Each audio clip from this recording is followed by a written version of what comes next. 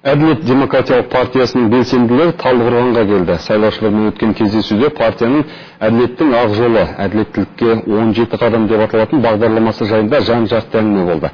Шағын кәсіпкерлікке салынатын қосымша құн салығын 6%-ға, әлеуметтік салықты 7%-ға дейін төмендетіп, газ бен электр қуатының және темір жол тасымалының тарифтік көрсеткіштерін заңмен қадағалау партияның сайлауалды тұғырнамасының негізгі басымдықтары.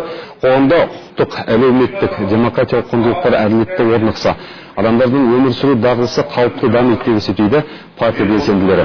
Бұдан кейін Әділет партиясының сайлауалды іс-шаралары Өскеменде жалғасты.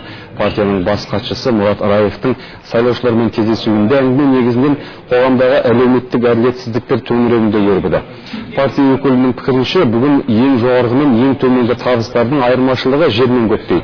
Сондай-ақ әділеттіктердің ойынша бюджет қаражатын үлестіру ісімен мемлекеттік емес, үкімет айналысуы қажет.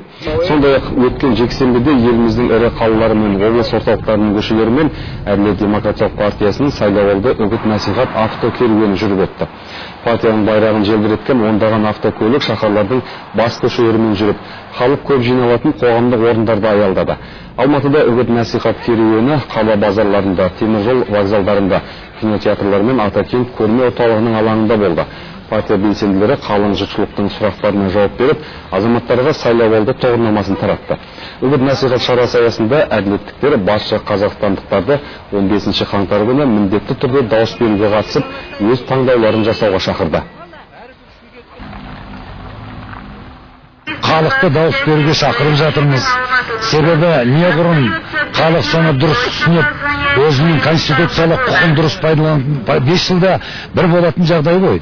Сондықтан әрине біз халыққа да бәрін айтып жатырмыз. Сайлауға келіңіздер, қатысыңыздар, өздеріңіздің конституциялық құқыңды орындайтындай жағдай туып отырғанда пайдалану керек деп.